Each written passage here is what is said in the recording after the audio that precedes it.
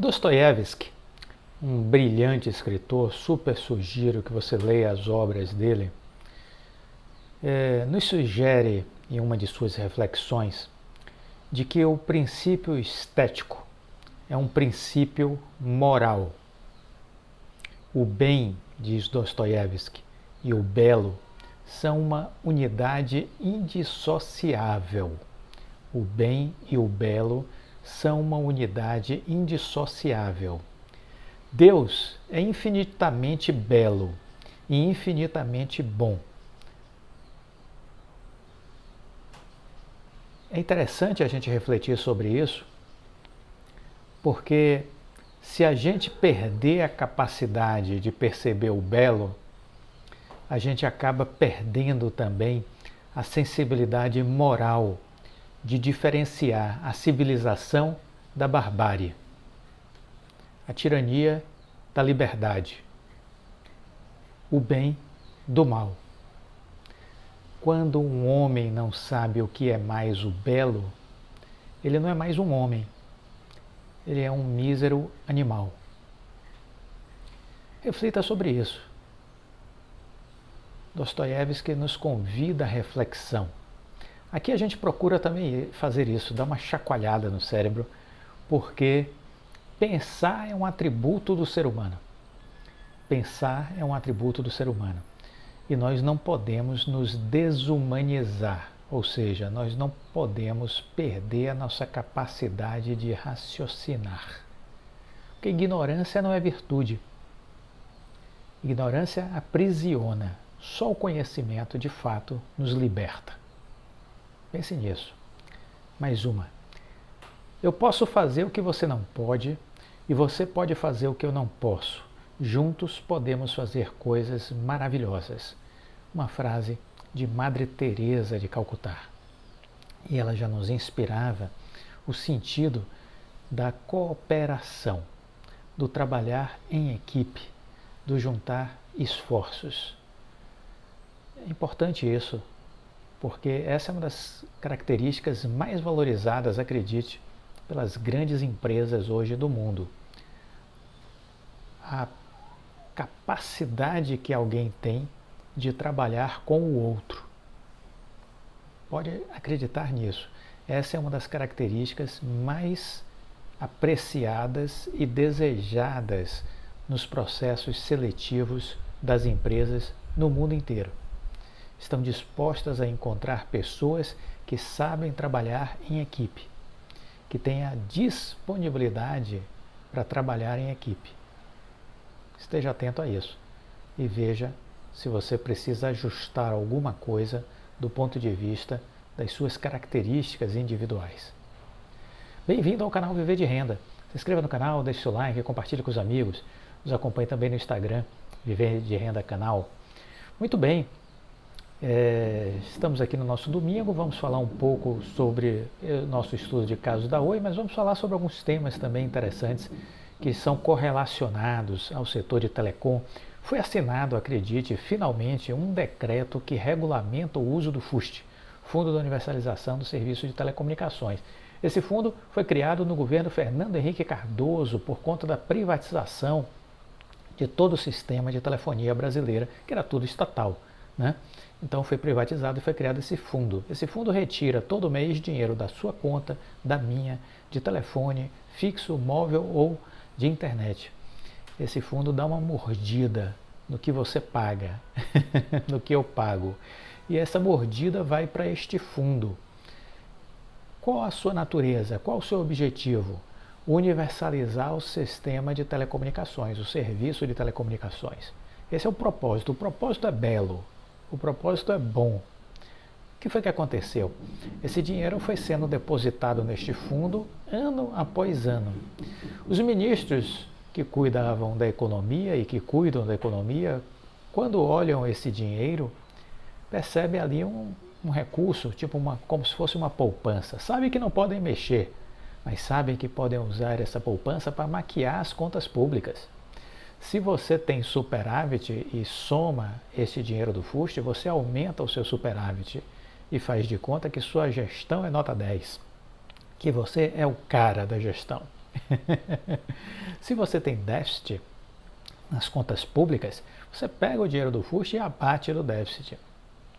Aí parece que você gastou menos. Mentira, você gastou demais, mas usou o dinheiro do FUST para fazer uma maquiagem na contabilidade. É isso que acontece.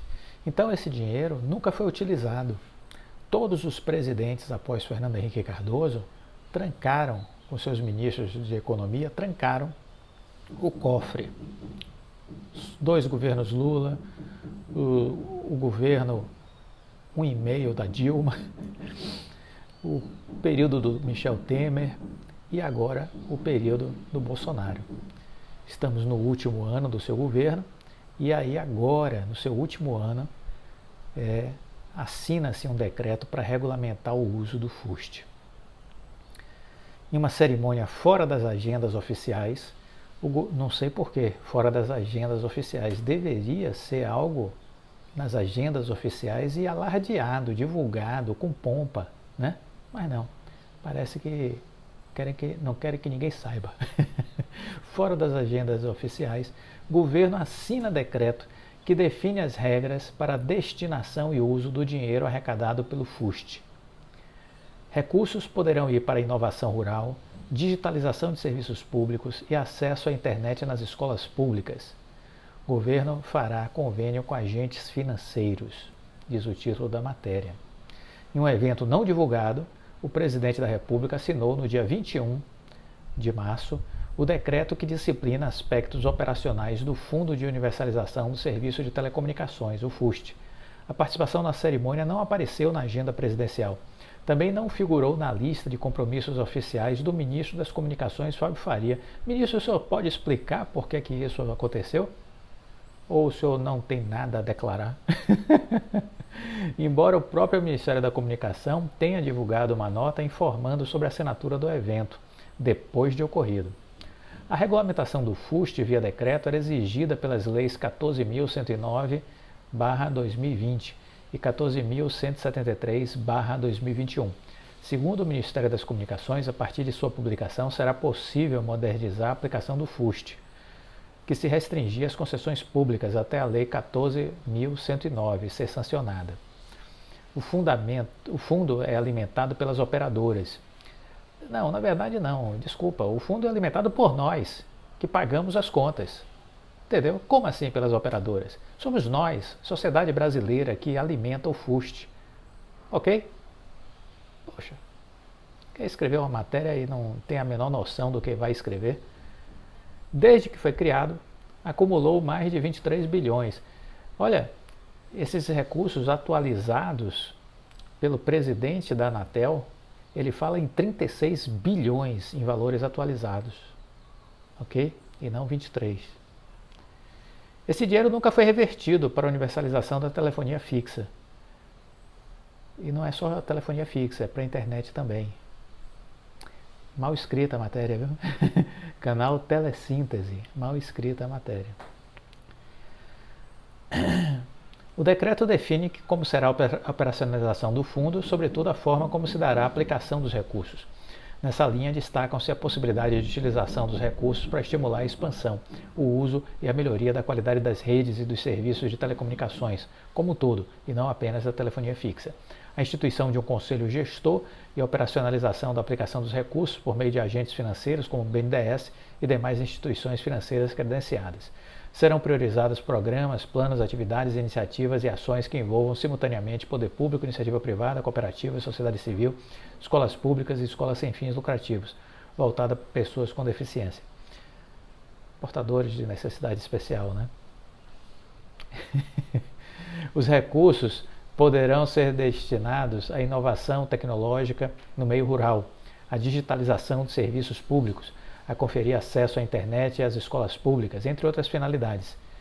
Inclusive, no mínimo, 18% dos recursos do FUST serão destinados às escolas públicas para serem aplicados em educação. A União firmará com os agentes financeiros contrato ou instrumentos equivalentes à transferência de recursos que serão aplicados em programas, planos, atividades, iniciativas e ações selecionadas em conjunto com as instituições financeiras. No processo seletivo, Os agentes financeiros promoverão a avaliação técnica e econômica dos projetos e observarão critérios e diretrizes estabelecidas pelo Conselho Gestor do FUST.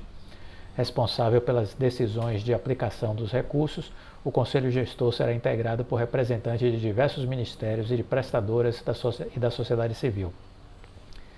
Para a escolha dos primeiros representantes das prestadoras de serviço de telecom e da sociedade civil no Conselho Gestor, as entidades interessadas terão prazo de 20 dias, contados da data de publicação do decreto, para encaminharem ao Ministério das Comunicações listas tríplices para cada uma das vagas em aberto.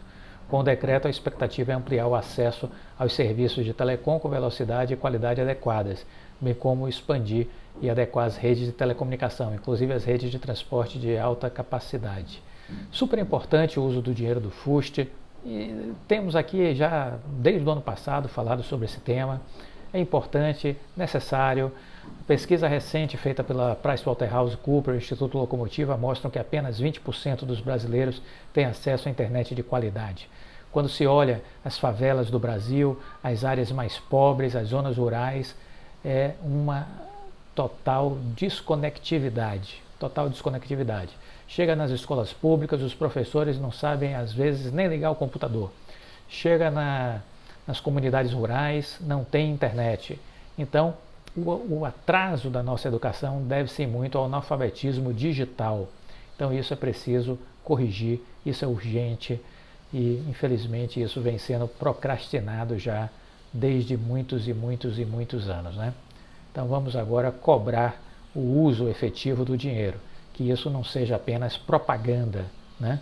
De que foi feita uma regulamentação e que nada aconteça, né? É preciso que aconteça. Não basta falar. É preciso agora projetos, liberação dos recursos, precisamos tomar conhecimento disso. E que não seja demorado, né? Que não seja um processo engessado, para que a gente não leve mais 5, 10 anos para saber que o dinheiro está sendo executado, né? Muito bem, estamos nesses dias fazendo uma retrospectiva de algumas entrevistas que eu considero excelentes do Rodrigo Abreu. É bom revisitar o pensamento do Rodrigo Abreu, porque nesse sentido a gente vai refletindo, ainda que as entrevistas tenham sido dadas algum tempo atrás, a gente percebe o que foi que aconteceu de evolução, entendeu? Então é muito interessante a gente ouvir o líder e atualizar as coisas que ele disse, reler, fazer uma releitura do que ele disse. Então, o Rodrigo Abreu, ele deu a seguinte entrevista no dia 12 de novembro de 2020 ao Estadão. Rodrigo Abreu: Oi deve voltar a ser sustentável entre 2022 e 2023. Então ele falou isso em 2020, a gente está em 2022, então faz sentido o que ele falou? Vamos ver. O CEO da empresa falou sobre sua visão para o futuro da companhia de telecomunicações. Nesses últimos 4 anos em que a Oi ficou em recuperação judicial, os papéis da operadora passaram por muitos altos e baixos. No início de 2014, as ações eram cotadas na casa dos R$ 35, no início de 2014. Em 2016, quando entrou em pedido de recuperação judicial, os ativos marcaram uma queda de 90%. Passaram a valer poucos centavos. É aquela chamada bacia das almas que eu falo sempre aqui, né? O que parecia um fim trágico de uma empresa tão presente no dia a dia dos brasileiros, entretanto, ganhou novos contornos. O aditivo ao plano de recuperação, aprovado em outubro deste ano, estamos em 2020, né, trouxe medidas que deram fôlego para a Oi.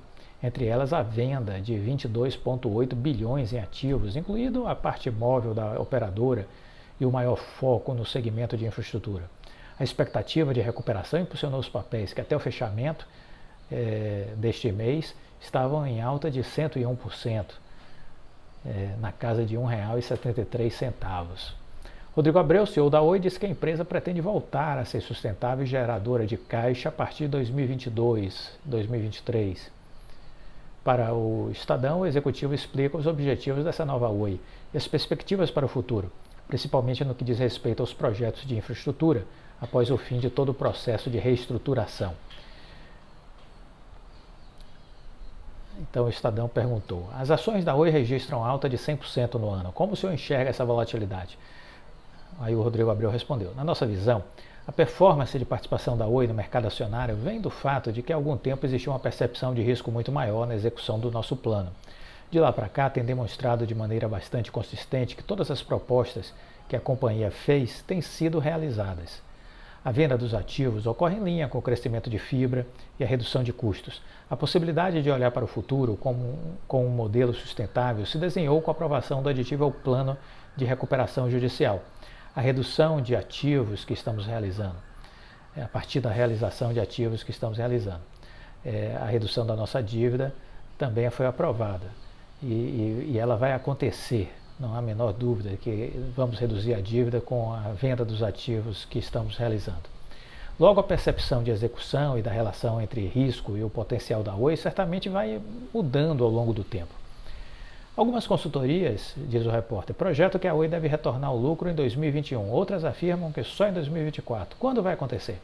Olha, a expectativa é que a companhia volte a ser uma empresa sustentável, gerando caixa a partir de 2022 e 2023. Vamos lembrar que com o modelo de separação estrutural, a Oi passa a ter uma atuação focada no cliente e também uma participação em uma empresa de infraestrutura, que é a Vital, que é um modelo de negócio bastante diferente, que gera um EBITDA mais alto, mas com necessidade de investimentos maiores. A visibilidade é que essas empresas, a partir de 22, 23, passem a ter essa capacidade de geração de caixa e de resultados bastante positivos. Aí o repórter disse, como parte da recuperação judicial, a Oi deve vender torres, data centers, rede móvel, parte da unidade de infra. No final, que Oi deve emergir desse processo? Bom, quando nós fizemos o nosso plano, em 2019, ficou muito transparente que para poder ter um futuro sustentável de crescimento, nós precisaríamos mudar o nosso foco. Então a Oi sempre foi uma empresa que fez tudo para todo mundo, em todos os lugares e com todas as tecnologias, e até fez bem. No entanto, para ter capacidade de investimento necessária para poder disputar a liderança em todos os segmentos nas quais ela atua e vai continuar atuando, e para poder criar uma sustentabilidade, até mesmo do ponto de vista financeiro, nós tomamos uma decisão de focar nossa operação na infraestrutura de fibra ótica e nos serviços associados a essa infraestrutura. E nesse sentido foi tomada uma decisão estratégica, considerar a possibilidade de venda da operação móvel. Com isso, o que fica da Oi em relação à sua atuação? Fica tudo o que nós continuamos a fazer, com atendimento de banda larga residencial, nosso atendimento de telefonia, o nosso atendimento de banda larga que já existe no Cobre, a nossa operação de televisão, operações no mercado empresarial como a Oi Soluções. Também estamos investindo cada vez mais para transformar a Oi em uma grande marca cooperativa de consumo. Com exceção da saída do móvel, passamos também a acrescentar ao nosso portfólio soluções de telecomunicações, que é a base da companhia, uma série de serviços e visões para nos transformarmos em uma empresa de experiências digitais. E como funciona esse modelo mais focado em infraestrutura? Como isso vai acontecer? Estamos fazendo um investimento para a criação da maior empresa de infraestrutura do país, que é a nossa Infraco, que depois mudou para a Vital. Faremos um modelo de separação estrutural que é muito tradicional em alguns países, mas no Brasil vai ser a primeira vez que será feito. Significa separar a empresa que tem toda a atividade de cliente de um lado, ou seja, produtos, desenho, atendimento, portfólio, vendas, marketing, resolução de problemas, e do outro ter uma empresa destacada que é focada em infra, em particular de fibra. Porque toda a parte de internet velha, de cobre, vai ser canibalizada, ou seja, vai ser destruída pela própria Oi. A Oi vai matar a velha internet que possui de cobre. Vai reciclar esse material todo, esse cobre aí que vai ser eliminado, né, da internet ofertada ao cliente, vai ser substituída pela fibra ótica, essa é a ideia. Então vai canibalizar toda a internet que é antiga, cabos coaxiais. A internet de cobre, toda ela vai ser morta. E esse material, inclusive, depois será reciclado. Esse cobre tirado aí dessa velha internet será reciclado. Vai fazer parte da política de ESG da empresa, né?